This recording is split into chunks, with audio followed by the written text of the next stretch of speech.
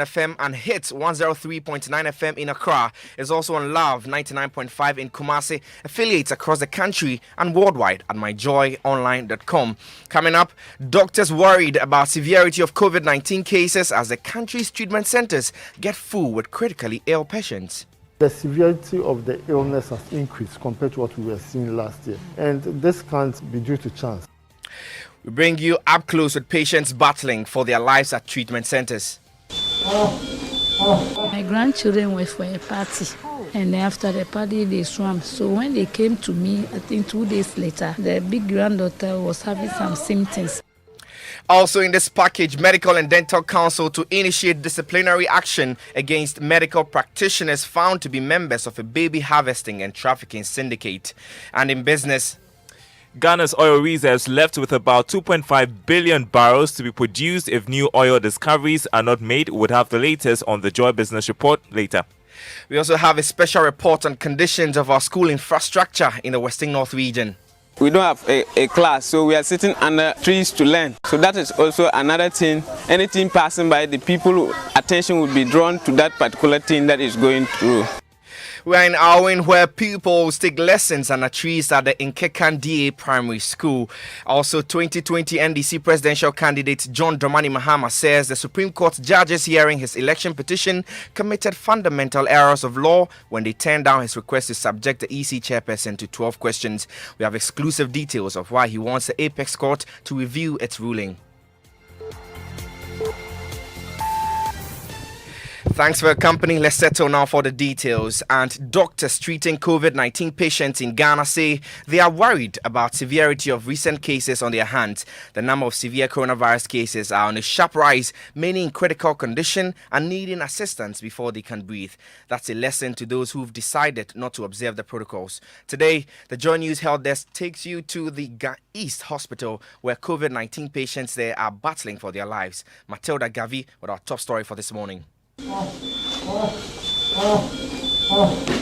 Inside the high dependency unit of the Ga East Hospital, very critically ill COVID-19 patients are being attended to. 4 patients are battling for a second chance to live. Every beep from these ventilators speaks volume. Some sick person living on, or a life gradually slipping out of time. Linda, not her real name, is no longer in the ICU. She's recovering from COVID-19 under very strict supervision. Before she tested positive, she was very mindful of adhering to the safety protocols until she let her guard down at a family gathering. I used to call myself the COVID police until the police caught me. It took it for granted one day. One day? Where did you go? No. Just family. Grandma Ife stayed away from all public places, stayed home with the family, but got infected. My grandchildren were for a party, and after the party they swam. So when they came to me, I think 2 days later, the big granddaughter was having some symptoms. By then I didn't know the symptom, but hers was like a running nose. So I think after 4 days, I also started feeling a bit throat itchy.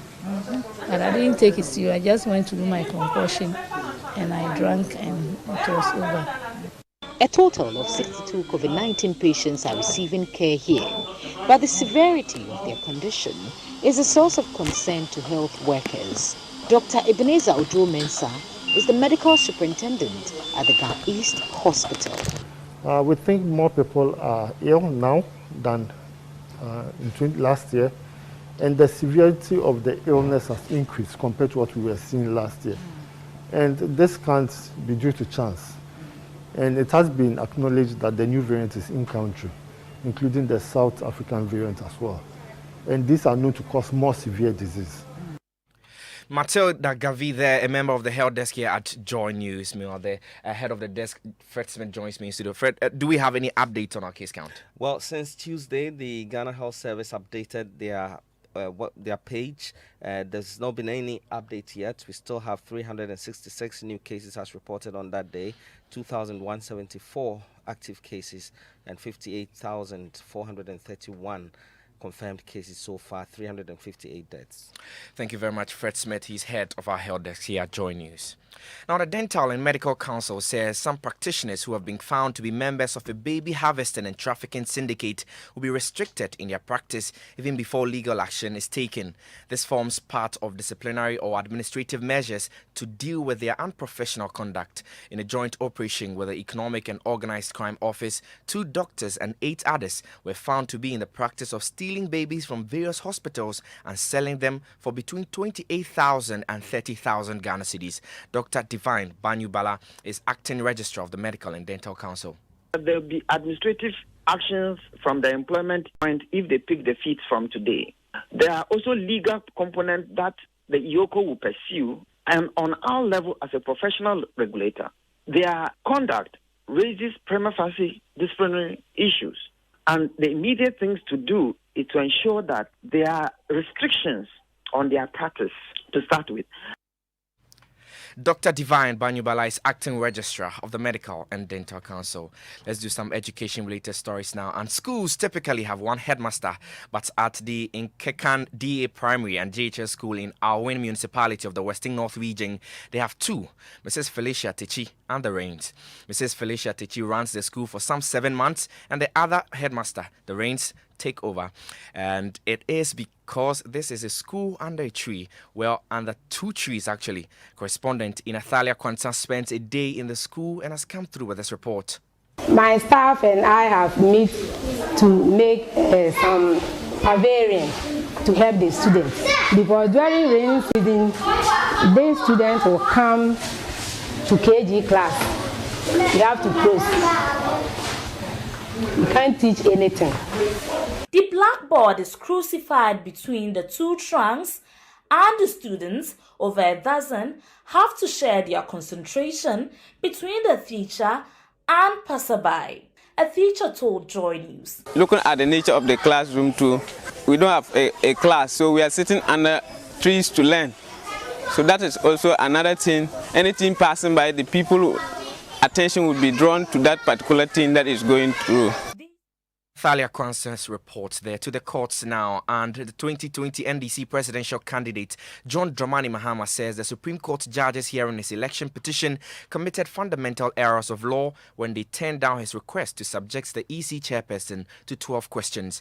Mr. Mahama, who is challenging the December 7 elections, had wanted the EC to answer questions including whether or not the National Communications Authority assisted the EC in transmitting election results. Court correspondent Joseph Akable in the following report looks at why Mr. Mahama wants the court's decision reviewed and what transpired in court on Wednesday.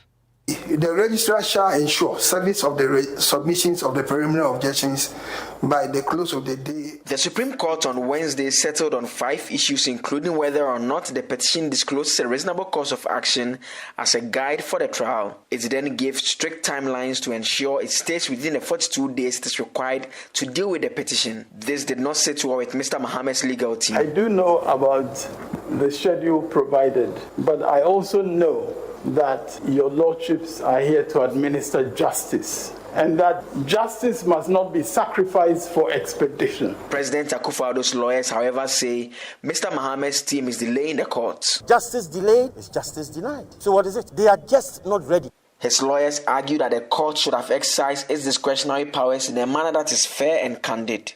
They explain that the Supreme Court is bound by its 2012-2013 rulings in an election petition filed by Nana Akufo-Addo.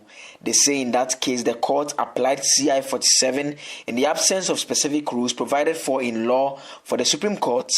They contend the court then allowed Mr. Akufo-Addo to serve interrogatories on the EC, and this should not change according to the person who is the petitioner. The lawyers say these are errors that were committed by the judges and should therefore be set aside.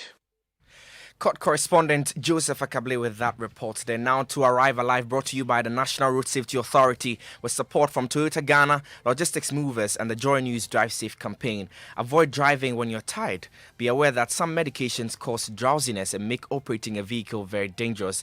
Learn more about drowsy driving, and that's how you arrive alive. And that's it for the news at 6 here on Joy 99.7 FM. The small news when you log on to myjoyonline.com. I am Manor Cranting. The Super Morning Show continues.